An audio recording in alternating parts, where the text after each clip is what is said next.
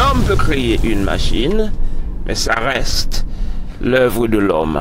L'œuvre de Dieu que nous sommes, l'image de Dieu que nous sommes, n'a pas d'égal. Mesdames et messieurs, bonsoir. Vous vous rappelez très bien, au début de l'Internet, toute la réticence qu'il y avait par rapport à cette chose nouvelle. Personne ne savait de quoi il s'agit. Mais au fur et à mesure, on a compris que tout ce qu'on a dans le monde réel, il faut y avoir une représentation virtuelle. C'est-à-dire votre maison que vous avez là, elle est aussi disponible virtuellement, c'est-à-dire sur Internet, on peut la voir. Votre voiture est aussi disponible sur Internet. Votre église est aussi représentée sur Internet, mesdames, messieurs. Donc, on a maintenant compris de quoi il s'agit quand on parle de l'Internet. Mesdames, messieurs, c'est la même chose pour l'intelligence artificielle, sauf que cette fois-ci, c'est beaucoup plus compliqué que ça. Mais à la base, on va avoir des robots représentatifs de tous les secteurs de la vie. C'est-à-dire que tout ce qu'on peut imaginer maintenant dans le monde réel, on va y avoir des robots qui s'en occupent. On va avoir des robots professeurs, ça commence déjà. On va avoir des robots prêtres ou des robots pasteurs. Bon, dans certains pays, on pratique déjà, dans certaines églises. On va avoir des robots pilotes. Bon, on est en plein dedans maintenant, puisque certaines voitures sont guidées par de l'intelligence artificielle, tout simplement. On va avoir des robots qui servent dans les restaurants. En Chine, par exemple, ça commence. Presque dans tous les domaines de la vie, mesdames et messieurs, il va y avoir un robot représentatif. Sauf que, cette fois-ci, avec cet agenda qu'on pousse, qu'on veut nous faire croire que l'intelligence artificielle est beaucoup plus supérieure à l'intelligence humaine, comme si on devrait remplacer l'homme par le robot, eh bien, les conséquences sont déjà très évidentes. Et nous allons, en quelques instants, regarder à la loupe d'une perspective chrétienne de quoi il s'agit. Est-ce que vraiment un robot peut remplacer l'homme? Est-ce que vraiment l'intelligence artificielle est supérieure à l'intelligence humaine? En quelques instants, nous vous retrouvons, mesdames et messieurs. Restez branchés. Et si vous aimez ce travail, nous vous demandons de vous inscrire maintenant, subscribe et surtout partager avec tous vos amis, vos voisins et même vos ennemis, pourquoi pas. Mon nom, Hamlet. This is the briefing, an analysis of current events from a Christian worldview. L'intelligence artificielle. Vous savez, c'est la nouvelle vague. Maintenant, sur l'Internet, dans la société en général, on parle de l'intelligence artificielle. On ne parle plus de l'intelligence naturelle, cette intelligence que Dieu nous donne, qu'on est né avec, mais on parle maintenant d'une intelligence étrange, je veux dire, un peu obscure à la fois, qu'il s'agit de l'intelligence artificielle. C'est quoi? En fait, c'est le procédé qui consiste à imiter l'intelligence humaine à partir des algorithmes.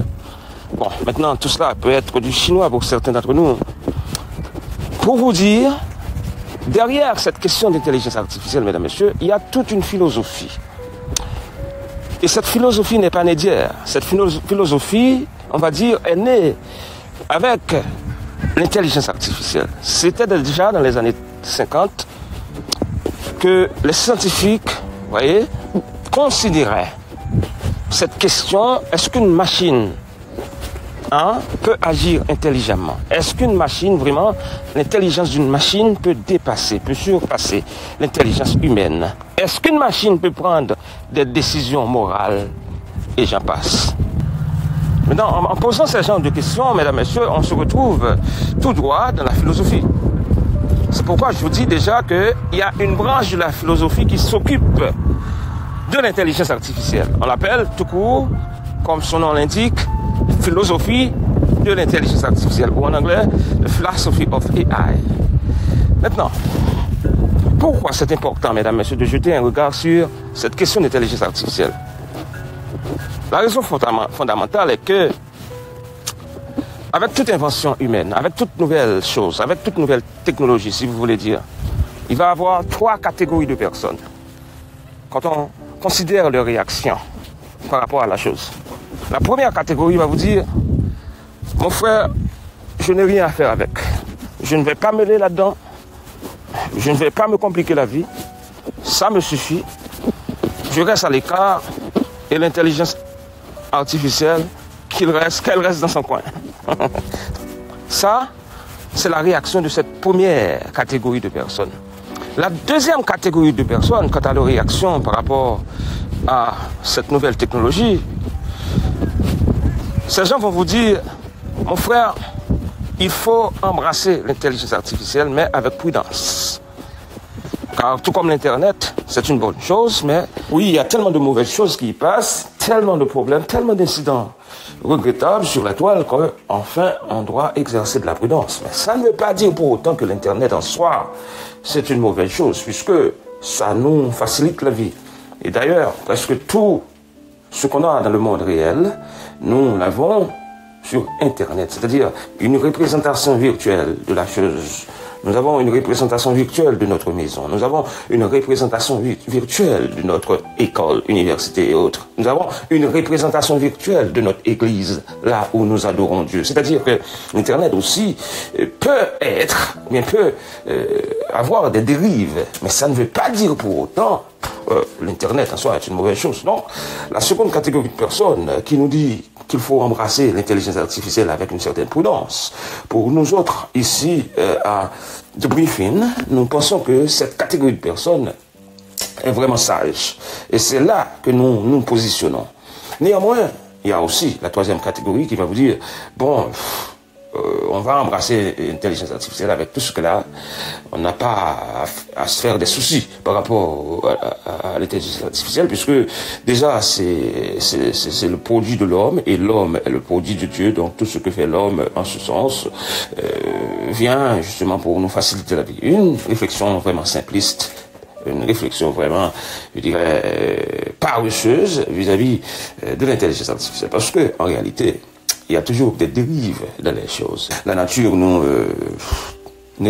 exhorte ou bien nous enseigne à exercer de la prudence quant à beaucoup de choses. Vous voyez, le feu en soi est une bonne chose, puisque ça nous permet de mettre de la nourriture sur la table. Mais le feu, mon ami, le feu, mon frère, ma soeur, le feu, ça peut aussi causer des dégâts énormes. Donc, et je pense que la deuxième catégorie de personnes, pour nous, c'est plus sage de considérer l'intelligence artificielle. D'ailleurs, vous vous rappelez très bien, quand l'Internet était, je dirais, à sa naissance, dès sa naissance, quand l'Internet était à son stage enfant, ou bien son stage bébé, on se rappelle de tout les bruits que ça a causé dans la société. Et beaucoup de personnes voyaient Internet le diable. Mais est-ce que vraiment on peut se passer de l'Internet aujourd'hui? Non. C'est-à-dire que qu'on le veuille ou pas, on est dedans. C'est le même pour l'intelligence artificielle, mesdames et messieurs.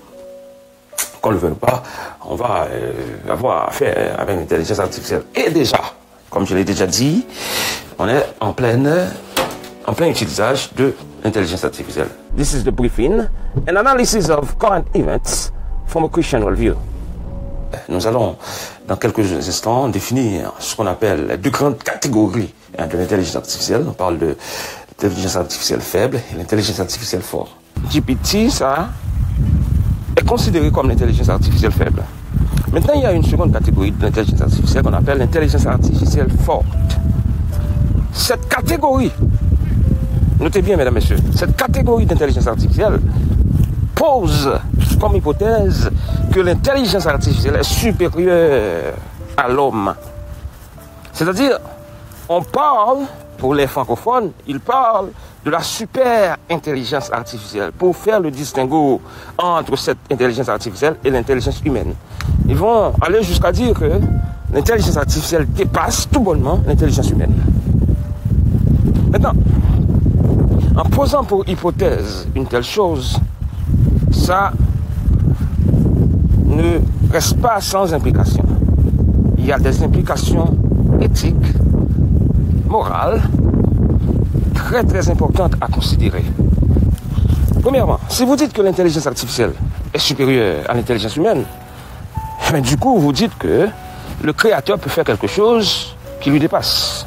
Parce que au final, c'est l'homme qui crée l'intelligence artificielle. L'homme crée quelque chose qui lui dépasse.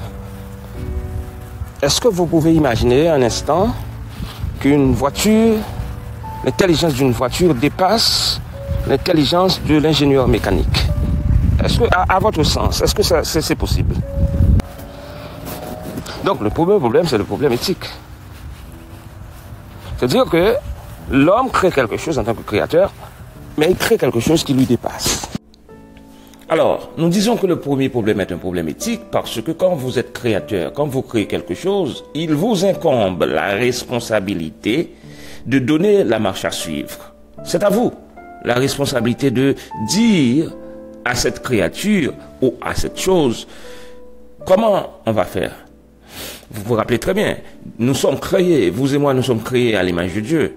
Donc Dieu en tant que créateur nous a donné, après nous avoir créés, il nous a donné une ligne morale. Voilà ce que vous devez faire, voilà ce que vous ne devez pas faire, voilà à ce que vous devez toucher, à ce que vous ne devez pas toucher, etc., etc. Donc, en faisant de l'intelligence artificielle, voyez, le maître de l'homme, en disant que en poussant l'idée que l'intelligence artificielle dépasse l'homme, eh bien, du coup, on déresponsabilise l'intelligence artificielle de toutes ses conséquences.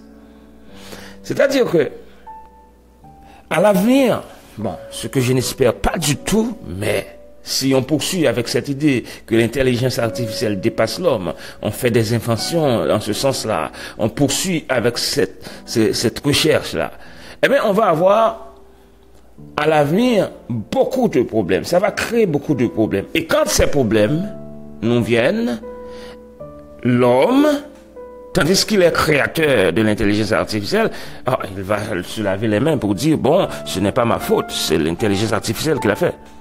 Vous comprenez? Vous avez une idée. C'est-à-dire qu'on va avoir des problèmes dans ce qu'on appelle en anglais, des problèmes d'accountability, alors de responsabilité.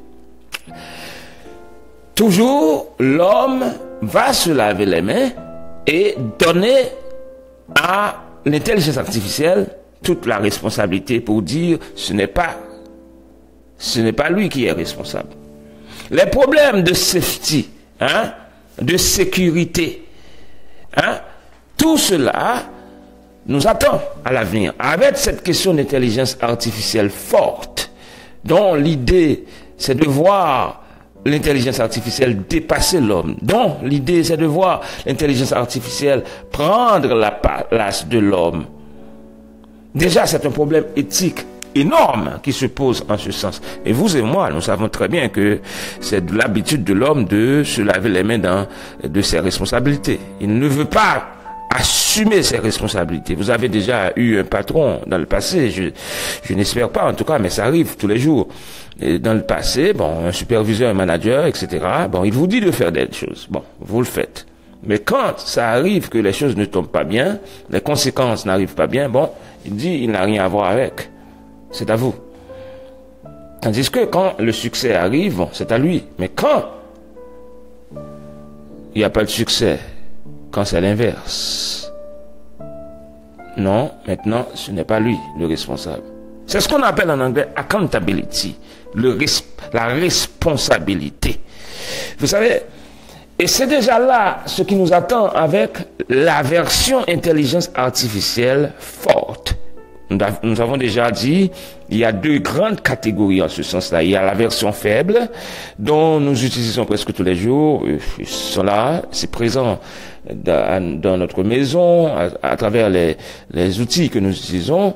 Le dernier en date, si on peut dire, c'est ChatGPT, qui est quand même une version faible. Ça nous permet de faciliter la recherche sur la toile. Ça, c'est une version faible. Mais même là encore, il y a ce qu'on appelle des bias. Et vous l'avez déjà eu. Par exemple, dans certains cas, vous faites des recherches sur ChatGPT, eh bien, vous n'allez pas trouver exactement ce que vous cherchez. Sinon, une information biaisée, discriminatoire. Par exemple, on peut faire des recherches sur ChatGPT sur la question de la religion et vous allez passer vraiment à côté. C'est-à-dire que, à la base, cette masse de bases de données contient, vous voyez, des informations biaisées, des informations discriminatoires, des informations susceptibles d'être manœuvrées par des esprits mal intentionnés. Et quand ça arrive, l'outcome ou bien le résultat qu'on voit, c'est une information non transparente, discriminatoire, biaisée et au final, ce qui est contraire à la déontologie. Vous savez que la déontologie d'une profession, c'est la branche, si vous voulez, ou bien c'est l'ensemble des règles, si vous voulez, qui guident, qui sont à la base, si vous voulez, des principes éthiques ou bien fondamentaux que doivent suivre cette profession ou bien cette compagnie, etc. Et en étant contraire à la déontologie, ça nous amène tout droit dans un problème profond, un problème d'ontologie. Maintenant, on va voir, l'intelligence artificielle va être en mesure de nous définir certains fondamentaux de la société. L'intelligence artificielle va avoir pour mission de redéfinir ce que nous avons pris comme acquis. L'intelligence artificielle va nous redéfinir presque tous les grands dogmes, tous les dogmes. C'est-à-dire que l'intelligence artificielle va venir avec sa propre vision du monde. Il va venir avec sa propre définition d'une vision du monde. On va avoir une intelligence artificielle qui va nous parler, par exemple, de qu'est-ce qui va passer après la mort, qui va nous parler de qu'est-ce que l'homme, qui va nous parler de la vie, qui va nous redéfinir presque toutes les choses. This is the briefing, an analysis of current events from a Christian worldview. Dans quelques instants, nous vous retrouvons, mesdames, messieurs. Restez branchés. Et si vous aimez ce travail, nous vous demandons de vous inscrire maintenant, subscribe et surtout partager avec tous vos amis, vos voisins et même vos ennemis, pourquoi pas. Alors, nous avons dit jusque-là que le premier problème avec l'intelligence artificielle, ça vient avec un problème éthique. Parce que si l'homme pose comme hypothèse que l'intelligence artificielle est supérieure à l'intelligence humaine, donc on va avoir beaucoup de problèmes, tels que le problème de la responsabilité, que l'homme va se laver les mains dans toutes les responsabilités morales, dans toutes les conséquences que nous apporte l'intelligence artificielle. Ça, c'est le problème éthique. Nous avons vu aussi le problème ontologique, c'est-à-dire que l'intelligence artificielle, comme étant possesseur, entre guillemets, de la connaissance, elle est maintenant en mesure de nous redéfinir tout ce que nous avons pris pour acquis, tous les dogmes. Bref, l'intelligence artificielle va nous redéfinir une vision du monde. Et maintenant, nous allons attaquer notre troisième problème, qui est un problème d'idolâtrie. Est-ce que, mesdames, messieurs, l'intelligence artificielle peut devenir une idole en soi? C'est là où vous êtes, mesdames, messieurs. Nous allons tout de suite répondre à cette question fondamentale pour mettre fin à cet épisode. Alors, est-ce que l'intelligence artificielle peut devenir un objet d'idolâtrie? Eh bien, malheureusement, oui. Si nous partons de l'hypothèse que l'intelligence artificielle dépasse l'intelligence humaine, eh bien déjà, nous frôlons, vous voyez, l'idolâtrie. Puisque certains vont aller jusqu'à croire que l'intelligence artificielle dépasse l'intelligence humaine, et ils vont en faire vraiment une idole. Pour dire, voilà que quelque chose vraiment qui mérite, vous voyez, et la gloire, si vous voulez, qui mérite l'attention. Et mesdames, messieurs, vous savez très bien déjà ce que Dieu fait de l'idolâtrie. La Bible regorge d'exemples d'idolâtrie et Dieu maudit toujours les idoles. Donc, au lieu de parler, au lieu de vanter les mérites de l'intelligence artificielle comme si elle était supérieure à l'intelligence humaine, appréciez plutôt l'œuvre de l'image de Dieu que nous sommes, Imago Dei, au lieu de l'œuvre de l'humain qu'est l'intelligence artificielle ou Imago Hominis. Bref, l'intelligence artificielle, pour certains, a été créée à l'image de l'homme, tandis que nous sommes créés à l'image de Dieu. Et vous savez déjà ce qui a la priorité, l'image de Dieu que nous sommes. This is the briefing, an analysis of current events from a Christian worldview. Et maintenant, ayant répondu au grand problème que nous pose déjà l'intelligence artificielle, est-ce que ça veut dire pour autant qu'on ne doit pas l'utiliser? Mesdames et messieurs, vous vous rappelez très bien de 3 premières approches que nous avons faites au début de cet épisode. Nous avons dit que, normalement, avec toute technologie, il y a 3 catégories de personnes. Il y a celle-là qui vous dit, je ne m'y mêle pas, ça ce n'est pas mon problème, je ne vais pas utiliser cette chose. Il y a aussi une autre catégorie de personnes qui va vous dire, bon, il faut utiliser seulement avec prudence. Il y a malheureusement la 3e catégorie qui vous dit, bon, il faut tout embrasser, on n'a pas à se faire des soucis, c'est la technologie, on embrasse. Mesdames, messieurs, je vous ai dit que seule la seconde catégorie de personnes est, à notre sens, sage. Parce que, même s'il s'agit d'une technologie, même s'il s'agit d'une invention humaine, une invention vraiment gigantesque, telle que l'intelligence artificielle, mais ça vient aussi avec ses grands problèmes. Et puisque ça vient avec ces grands problèmes, cette deuxième catégorie de personnes qui vous dit il faut prendre avec des pincettes, il faut faire attention, pour nous, c'est la catégorie de personnes qui est beaucoup plus sage. C'est-à-dire que notre position est claire. Oui, on va utiliser l'intelligence artificielle. D'ailleurs, on n'a pas le choix. On est déjà dedans, comme je vous l'ai déjà dit, mais avec une certaine prudence. La Bible nous exhorte à exercer de la prudence. This is the briefing, an analysis of current events from a Christian worldview. Alors, merci d'avoir suivi cet épisode, mesdames, messieurs. Nous vous avons apporté tant d'informations. Maintenant, si vous aimez le travail que nous faisons, je vous demande maintenant une seule chose. Subscribe, like, comment, share. Bon, en fait, ça fait 4 choses. Mais la plus importante de toutes, subscribe. Inscrivez-vous sur ce channel et ensemble, nous regardons l'actualité à partir d'une perspective chrétienne. Mon nom, Hamlet Isma. This is a briefing, an analysis of current events from a Christian worldview. Bye.